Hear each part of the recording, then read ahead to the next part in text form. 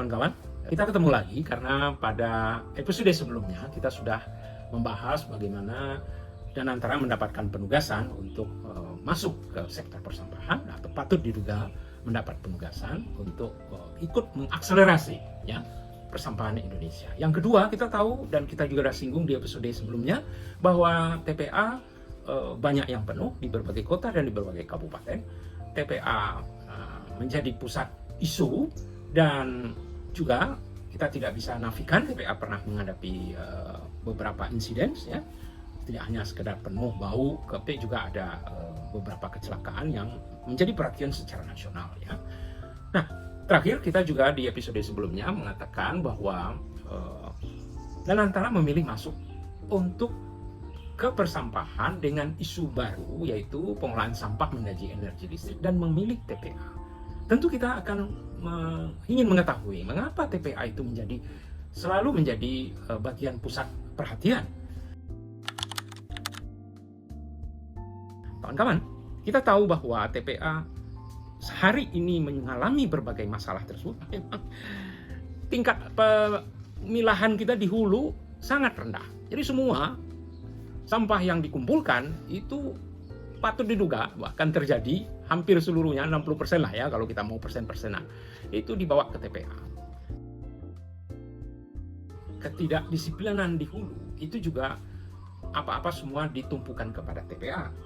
Kita juga menuai akibat akumulasi kekacauan yang sudah terjadi di hulu adalah terkonsentrasinya semua sampah di TPA. Nah, maka pantas sekali bahwa TPA itu menjadi pusat permasalahan atau yang menjadi isu yang di tingkat daerah dan di berbagai daerah. Kawan-kawan semua, dengan justifikasi bahwa TPA adalah tempat yang paling tepat karena berkumpulnya semua permasalahan, berkumpulnya sampah, hingga pilihan Danantara untuk masuk start di TPA ini menjadi satu hal yang kuat. Ya. Mengapa? Karena memang persoalan apa yang kita sampaikan tadi, TPA penuh dan seterusnya. Dan pertanyaan ini sekaligus menghubungkan dengan perdebatan yang mendasar ya tentang tata kelola persampahan di Indonesia. Apakah TPA itu menjadi pertahanan terakhir atau justru front utama yang harus diprioritaskan? Nah, sepertinya dengan situasi sekarang dia menjadi front utama. Apabila TPA berhasil digerakkan dan kemudian di sana dilakukan pengolahan sampah menjadi energi listrik, maka secara tidak langsung ataupun langsung sampah di hulu itu sudah bisa patut diduga mengalir secara lebih tersistem ya. Kenapa? Karena memang permasalahan kita sekarang adalah menjawab persoalan TPA yang sudah cukup kompleks tadi ya.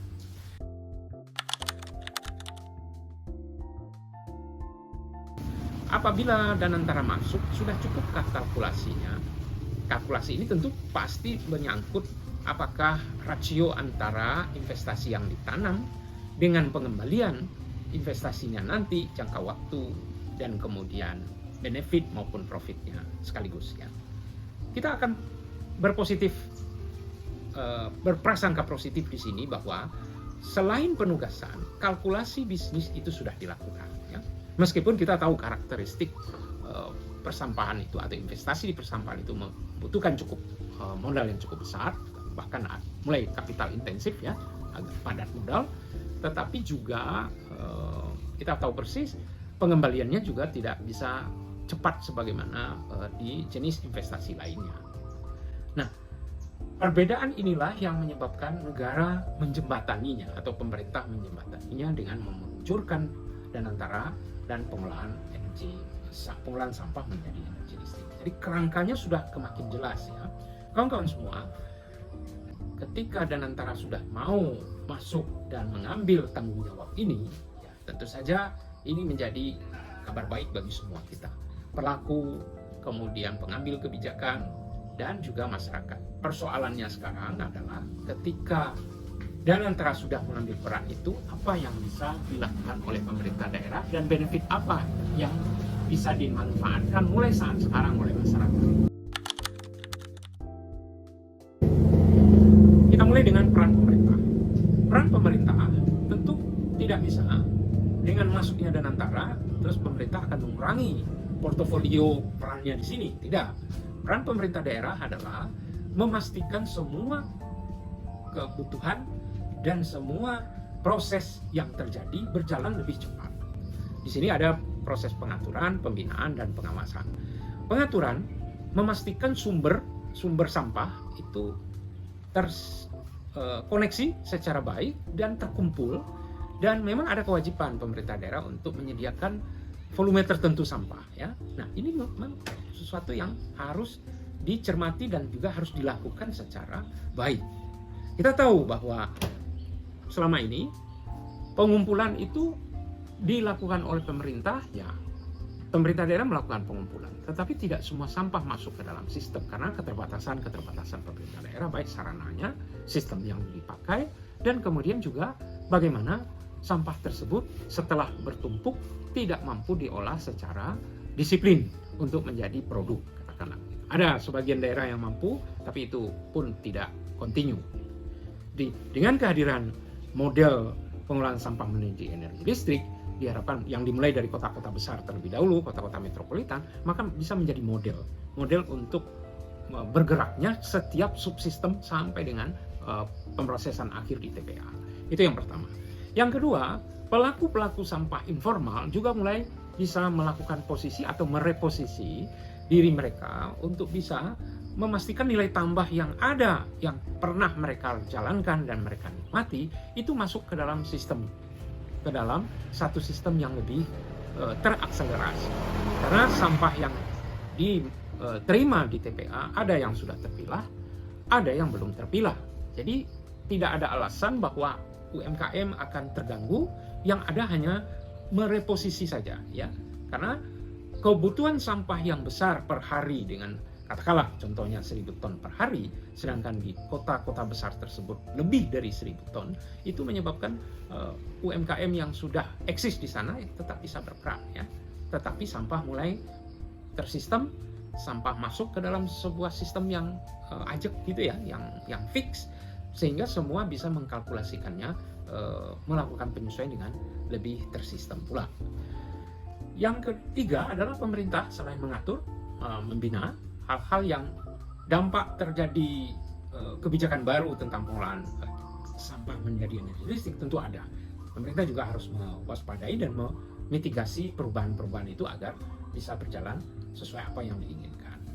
Apa yang bisa dinikmati oleh masyarakat? Pertama adalah kepastian sampahnya mulai dipungut, kemudian dengan kepastian sampah mulai dipungut, mereka juga punya kewajiban untuk membayar sampah di kasus-kasus yang sudah ada PSL-nya, daerah-daerah yang sudah ada PSL-nya. Kemudian masyarakat bisa menikmati lingkungan yang makin tertata dan makin merata kebersihannya. Kalau dulu tanpa PSL sampah masih banyak yang bocor, tapi sekarang karena sudah ada yang bisa menampung, baik yang terpilah maupun yang non terpilah, itu menyebabkan semua sudah bergerak kepada sistem. Memang tidak akan langsung sempurna, tetapi paling tidak itu sudah tertangani dari pengumpulan, pemilahan, kemudian tidak terpilah pun dia masuk ke dalam sistem, mengarah ke sarana yang ada PSL-nya. Dan yang paling penting lagi adalah benefit yang dinikmati oleh UMKM yang selama ini tidak jelas harus bermitra dengan siapa, maka sekarang dengan adanya terobosan PSL tersebut diharapkan dan dapat patut diduga juga UMKM-nya bisa menyesuaikan diri dan mendapatkan kepastian tambahan pasar yang lebih beragam ketimbang yang ada sekarang. Saudara-saudara semua dan kawan-kawan, saya melihat bahwa pemilihan start di TPA itu menjadi satu katup pembuka agar sistem yang sedang ditata ini dalam masuknya sampah semua ke dalam sistem lebih dahulu itu akan menjadi lebih cepat dengan adanya PSL tersebut. Jadi kita memang membutuhkan bukti, dan menurut saya apabila kedisiplinan di TPA tersebut sudah dilakukan dengan sesungguh-sungguhnya, maka proses paling tidak yang sedang melakukan PSL-nya itu akan mengalami perubahan-perubahan yang cukup signifikan. Demikian.